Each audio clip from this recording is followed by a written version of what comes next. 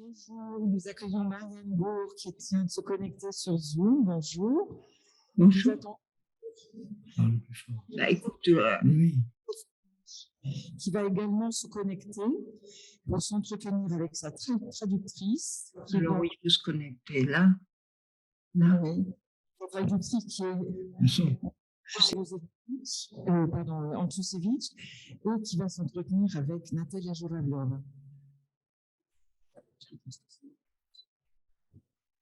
Donc, je vais vous présenter déjà l'auteur de... On va attendre un petit peu, je pense. Il me semble qu'il faut attendre un petit peu parce que le public revienne et que l'on voit François nous donne le signal.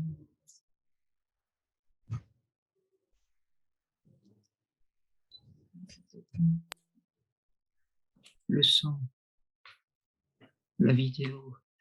Tout va bien, Marianne. On vous entend parfaitement, tout va bien. Bon, ça va. Vous entendez également? Oui, tout à fait.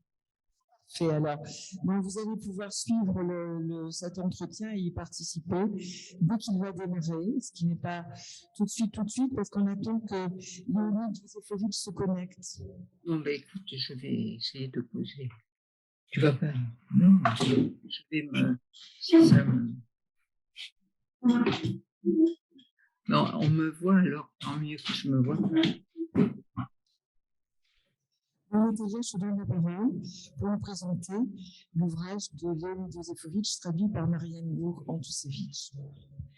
Donc, bonjour, je voudrais vous présenter le 5e livre qui a été sélectionné pour le prix Russophonie. Donc, c'est le livre de Léonide Josephovitch. C'est un historien russe. Il est auteur de nombreux ouvrages. Il est connu du public russe pour ses polars historiques, mettant en scène un commissaire Poutilin, chef de la police de Tsar à Saint-Pétersbourg. Et d'ailleurs, trois volumes ont paru en français en édition noire sur blanc, Le costume d'Arlequin, Une maison de rendez-vous et Le prince des vents. Il est connu aussi pour ses romans réalistes, de nombreuses fois primés, mêlant fiction et réalité, proches d'une enquête historique, notamment sur les barons d'Ungern et le dictateur de la Mongolie, et le roman Le route d'hiver sur la guerre civile en Russie en 1922. Plusieurs de ces romans ont eu des prix littéraires très prestigieux en Russie, notamment ce roman, Le Route d'hiver, a eu 2 prix best-seller national pour le meilleur roman en langue russe, et Grand Livre, Balshaya Kniga, c'est le meilleur livre russe en prose. Et je vous présente aussi Marianne Bourg-Antusevich, c'est la traductrice de ce roman. Elle est ancienne élève de l'école normale supérieure, agrégée de russe, professeure honoraire de l'Université de Paris 8. Et elle a enseigné la traduction et elle a fait nombreuses traductions de Bulgakov, de Grossman, Hippius, Olesha, Tchekhov, Gazdanov, et les 2 fois elle était sélectionnée pour palmarès de prix Russophonie. Je pense qu'on va commencer d'abord par parler de particularités de cette traduction, et j'aimerais bien poser quelques questions à Marianne. Donc, c'est le livre historique, et avec son apparence de narration impassible, de textes historiques, documentaires, certaines scènes de ce livre ont écrit d'une manière discrètement accentuée, afin d'attirer l'attention de lecteur et d'orienter vers cette horreur de la guerre.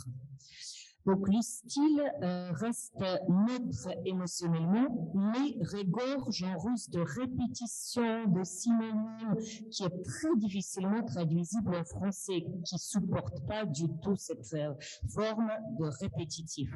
Donc, c'est pour ça mon première question à Marianne: quelles pour vous étaient les difficultés de cette traduction et comment vous avez su trouver le style juste pour ce livre? En effet, il y avait énormément de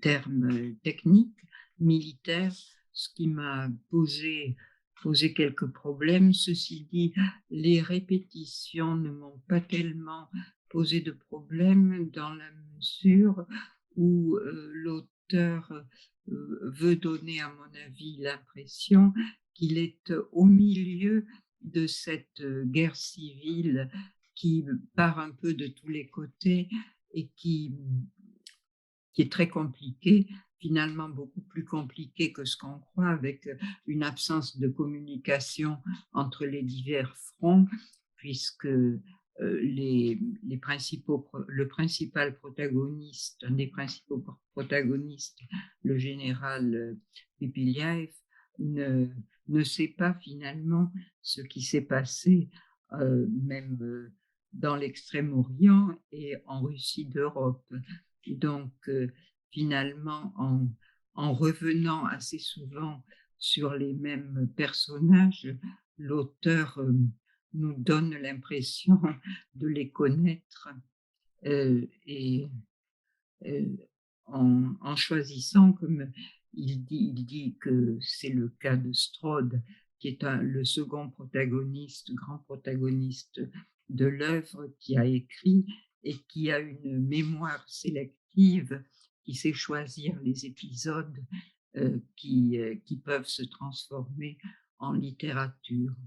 Donc, voilà. Mais j'ai eu pas mal de difficultés quant à tous ces termes techniques, décoration, termes yakoutes, puisque là aussi, il est question beaucoup de la civilisation, de la culture des peuples d'Extrême-Orient russe. Voilà.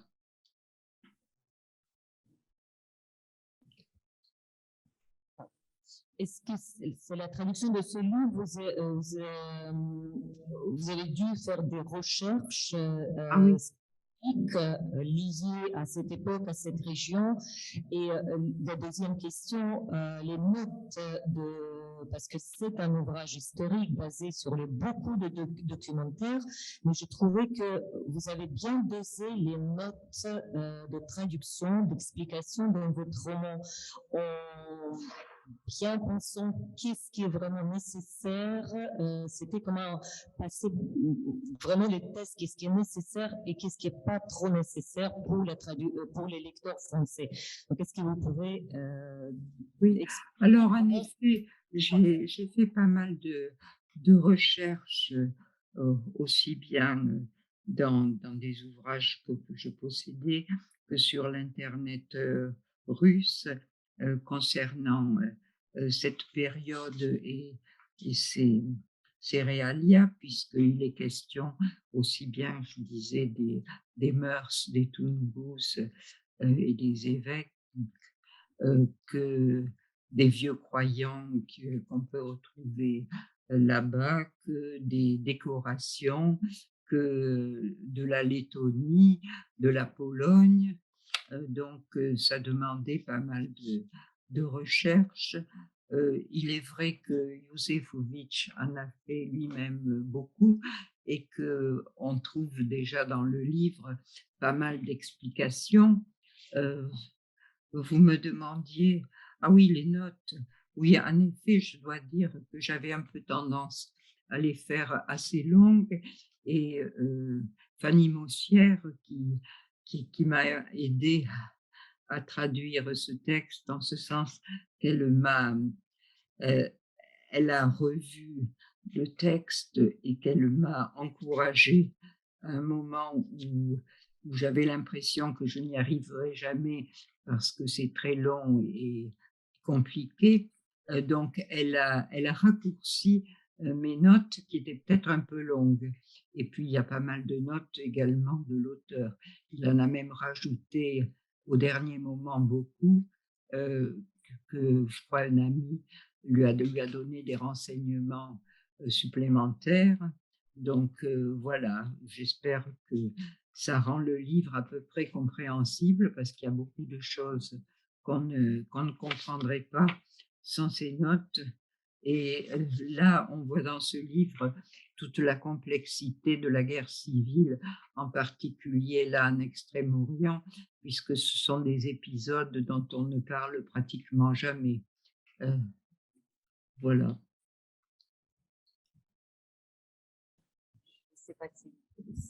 Je ne sais pas si l'auteur est avec nous ou pas encore. Non, donc on n'a toujours pas d'auteur. Donc, ouais, peut-être. Donc, non. Ah. Non, je ne sais pas. Donc, comme je pensais profiter de la présence de l'auteur avec nous et j'ai pas mal de questions que je préparais pour l'auteur. Bon, j'espère qu'il va venir, mais moi aussi. Oui, c'est dommage. Donc, dans ce livre, il recrée vraiment l'épisode de cette guerre civile, un moment très difficile pour la Russie. Et l'une des questions que je voulais lui poser, donc, et qui m'intéresse vraiment, parce que parce que c'est un historien, un écrivain, et il essaie de recréer ce moment difficile de Russie, et je pensais lui poser des questions. Est-ce qu'il pense que il faut exactement souvenir les moments traumatiques et difficiles pour chaque pays, ou au contraire, il faut les oublier, il faut les savoir surpasser pour aller plus loin. Les questions, pour moi, c'était ça. Est-ce qu'il faut les livres comme ça qui nous fait renaître un moment traumatique qui date il y a 100 ans, qui fait encore ce moment difficile renaître, où il faut surpasser ces moments-là et aller plus loin, et comme on dit en Bible, ne pas regarder en Sodome et Gomorrhe pour ne pas devenir le sel et avancer. Donc, c'est ça que je posais question et pour moi, et c'était un de mes questions pour cet auteur. Pourquoi reprendre cet épisode qui date il y a 100 ans et pas seulement reprendre avec son interprétation de cet épisode de guerre civile, il complètement transforme la légende collective qui déjà était formée dans les têtes de Russes par les littératures soviétiques, par les légendes, par Tchepaïev, par mensonges soviétiques, par moitié vérité, par les souvenirs. Donc, on a déjà cette image collective. C'est déjà classé. Comme souvent les Russes font passer, c'est passé, balayé, classé, fini. Ils reprennent exactement ce moment et recréent à nouveau devant nos yeux ce moment difficile, traumatique, pour montrer que c'était pas ça, ce qu'on a appris et ce qu'on a classé et ce qu'on a vu. Il reprend ce moment pour nous donner une autre vérité avec ce roman-là et en fait, en quelque sorte, ça correspond pas du tout à ce qu'on a habitude des Russes de penser de cette guerre civile.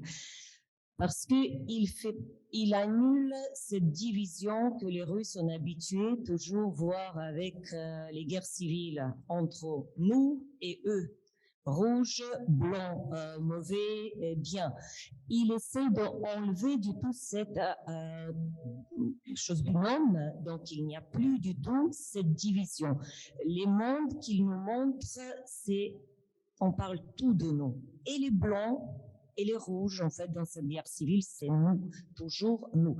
Et cette image, je parle en tant que Russe, pour moi, c'était assez choquant. En fait, première fois, je ne vois pas cette division du tout, on parle de la guerre civile, et première fois, c'était quelque chose de assez nous. Donc, de l'autre côté, c'est toujours nous. Je me demande si l'auteur est là. J'ai continué par le chat. Vous savez, mais il arrive à peu près. Donc, vous savez. S'il est là, François, tu me fais les signes, je passe directement aux questions. Ah, parfait. Donc, au cas-là, est-ce que vous permettez, pour économiser le temps, pour que je traduis pas, et je fais pas en français et que il n'a traduit en russe, je passe toutes mes questions directement en russe et il traduire pour vous les questions et traduire les réponses de Yusufovitch. On va aller plus vite comme ça. Vous me permettez de passer en russe? Très bien. Donc, здравствуйте, вы с нами? Я перехожу тогда сразу же к вопросам. И мой первый вопрос был именно вот о том, вы воссоздаете события гражданской войны. Это очень страшное для России время. И как историк и писатель, вы считаете, что для страны и для народа важно помнить о страшных и травматических моментах истории или перешагивать, идти вперед и не оглядываться назад, как говорится в Библии, чтобы не превратиться в соляной столб, увидя сам Содом и Гоморру? Это был первый вопрос. Это ко мне вопрос? Это к вам вопрос. Да. Это такой вопрос, на который нельзя ответить ни да, ни нет. Мне кажется, что вот эти гражданские войны, через которые проходили и Соединенные Штаты, и Франция, они до определенного времени не могут рассматриваться объективно. Если мы вспомним, когда был написан роман Гюго «93-й год», или когда были написаны знаменитый роман «Унесенные ветром», то мы увидим, что между революцией и написанием этих книг прошло около 100 лет. Alors, c'est une question à laquelle je crois on ne peut répondre ni non. Je crois que les guerres civiles qui ont été traversées, qu'ont traversé aussi bien la France, les États-Unis, la Russie, ils ne peuvent pas, à partir d'un certain moment, d'être traités de façon tout à fait objective. Et si nous regardons les dates, par exemple la date à laquelle a été écrit 1793 ou la date à laquelle a été écrit Quand l'emporte le vent, on voit qu'il s'est écoulé à peu près 100 ans entre la guerre civile, entre l'événement et le moment de l'écriture. Мне кажется, что вот этот промежуток времени теперь пришел в Россию, наступил, и мы теперь можем говорить о гражданской войне, сочувствуя и тем, и другим. Et je crois que donc ce laps de temps, il s'est écoulé maintenant aussi en Russie et on peut parler de ce conflit avec la connotation vers les uns et vers les autres. Мы, когда говорим о трагедии гражданской войны, ведь трагедия – это не борьба хороших людей с плохими и не борьба добра со злом. Это такая война, в которой каждая из сторон обладает частью правды, но принимает эту часть за целое. Quand on parle d'une guerre civile, quand on parle d'une tragédie de la guerre civile, ce n'est pas donc une lutte de bons gars contre les mauvais gars, ce n'est pas une lutte du bien contre le mal. C'est une bataille dans laquelle les deux camps ne possèdent qu'une partie de la vérité, mais chaque côté croit qu'il en possède tout entière. И, конечно, в России очень много сейчас людей, которые отождествляют свою позицию политическую с позицией красных или белых 100 лет назад, но все-таки эти люди составляют меньшинство. Я недавно был... Пожалуйста, переводите. Il existe bien sûr encore en Russie des personnes qui s'identifient dans leur position politique avec les rouges ou les blancs de l'histoire, mais aujourd'hui ces personnes représentent quand même une minorité. Я недавно был в Якутии, как раз в тех местах, где происходит действие моей книги «Зимняя дорога». Я встречался со студентами, я встречался, что для меня было интереснее всего, с жителями этих деревень. этих сел в Якутии. И они прекрасно знают о том, что происходило в их местах 100 лет назад. И меня поразила вот их такая трезвая позиция, вот трезвое отношение к тому, что это прошлое, и что там не было абсолютных злодеев и абсолютных ангелов, что все это были люди, et мы должны относиться к ним теперь как к людям. J'ai été il n'y a pas longtemps en Yakoutie, justement dans les lieux où se déroule l'action de mon roman La route d'hiver. J'ai rencontré les étudiants là-bas, j'ai rencontré ce qui m'intéressait le plus, les habitants de ces villages qui savaient très bien ce qui s'était passé donc à côté de leur village, dans ces lieux-là, il y a 100 ans. Et ce qui m'a frappé, c'était leur regard assez sobre, leur attitude assez sobre envers ces événements, c'est-à-dire que ils voyaient bien que donc c'était du passé. Et dans ce passé, il n'y avait pas d'ange, il n'y avait pas non plus de mal absolu, mais il y avait donc des gens de l'un côté et de l'autre, et il fallait les traiter comme tels. Поэтому, возвращаясь к вашему вопросу, я думаю, что и оглядываться нужно, и забывать. В той же Якутии 3 года назад встретились потомки врагов, описанных в моей книге «Зимняя дорога». Там были внуки генерала Пепеляева и внуки красного командира Строда. Они пожали друг другу руки и сказали, что лично они никакой вражды друг к другу не испытывают. Et en revenant à votre question, je crois que il faut qu'on fasse ce qu'on doit faire et qu'on le dit ensuite.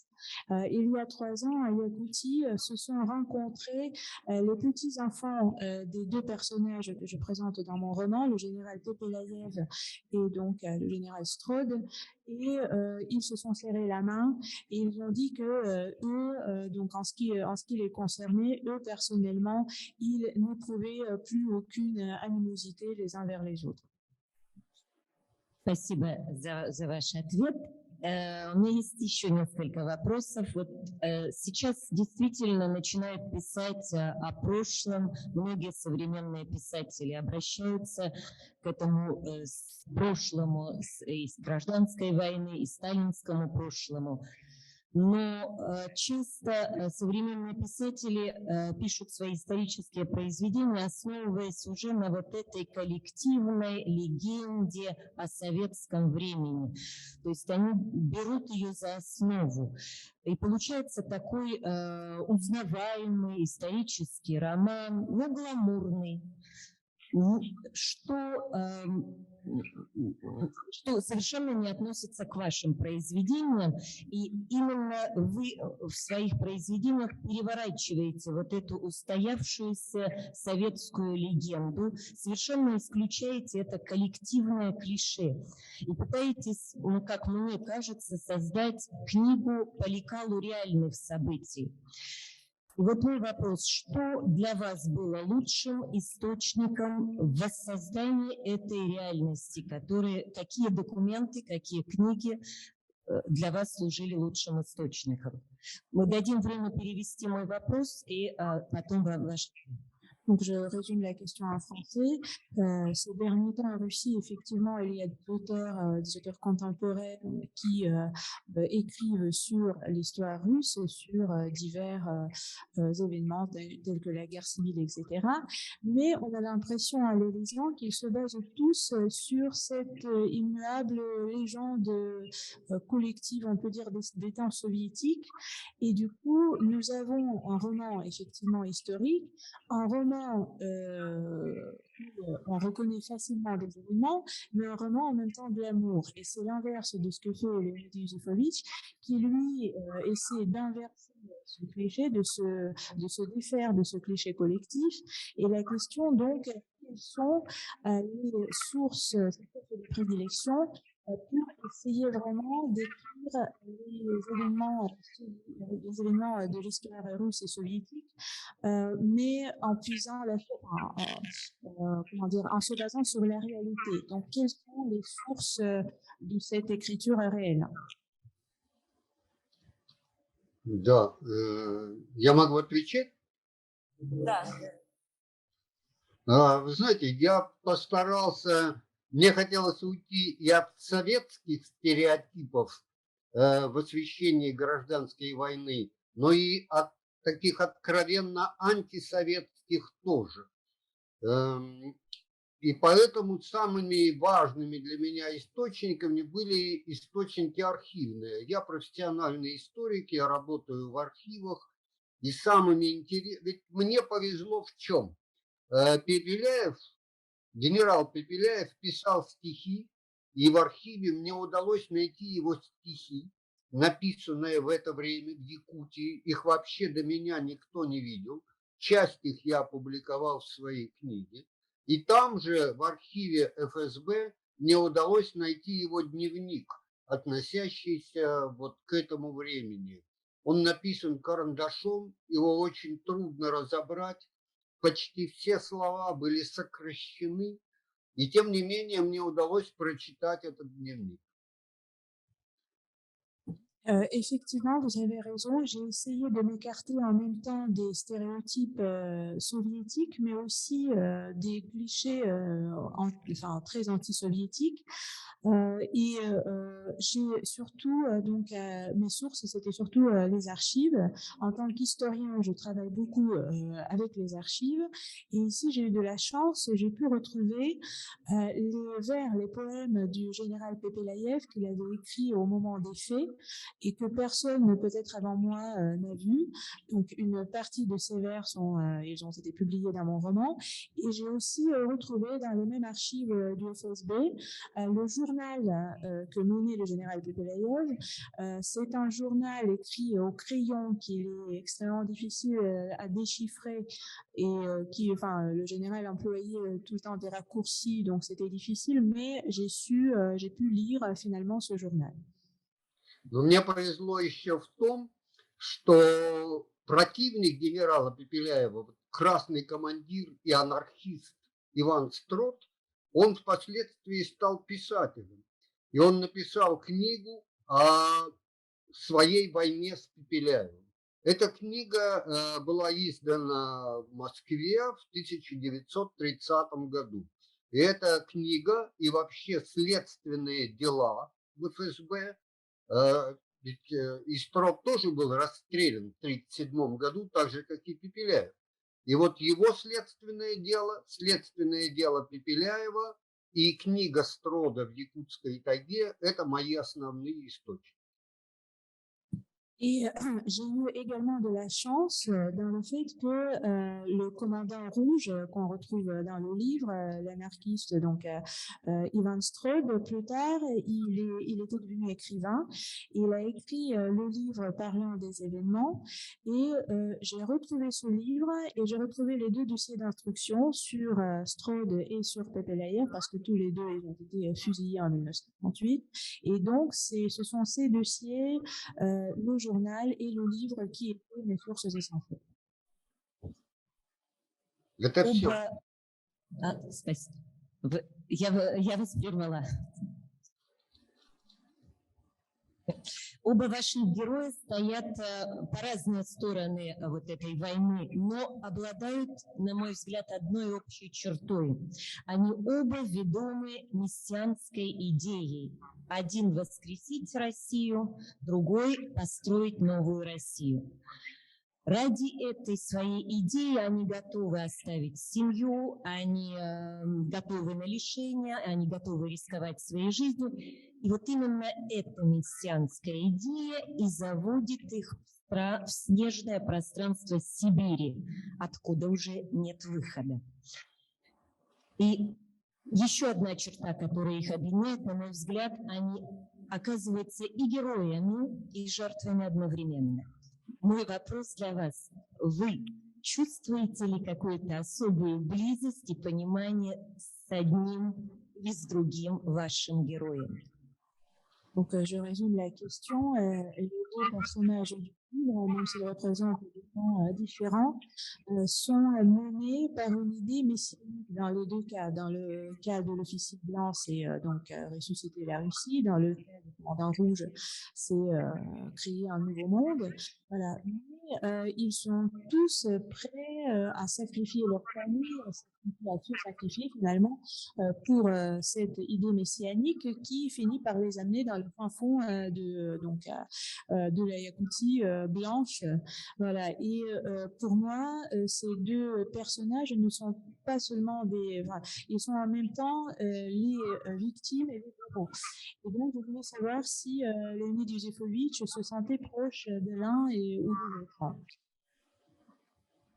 Да, конечно, любой историк, любой биограф, эта книга писалась много лет, и когда ты столько лет живешь со своими героями, когда ты читаешь их письма женам, их письма тоже сохранились в архиве.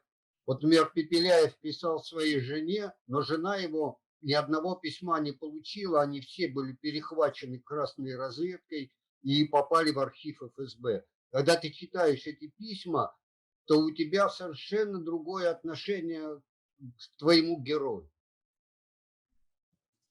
Effectivement, j'ai écrit ce livre pendant longtemps, j'ai mené des recherches historiques et quand on vit avec ces personnages tout ce temps-là, quand on lit par exemple leurs lettres écrites pour leur famille, par exemple Pepelayev, elle a écrit beaucoup de lettres à sa femme dont elle n'a pas reçu un seul parce que les lettres ont été interceptées par le service de renseignement rouge et finalement elles se sont retrouvées dans les archives du FSB.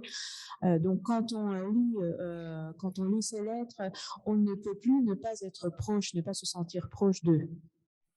И, кроме того, это ведь уникальный эпизод гражданской войны. Вот этот поход Пепеляева в Якутию продолжался 10 месяцев.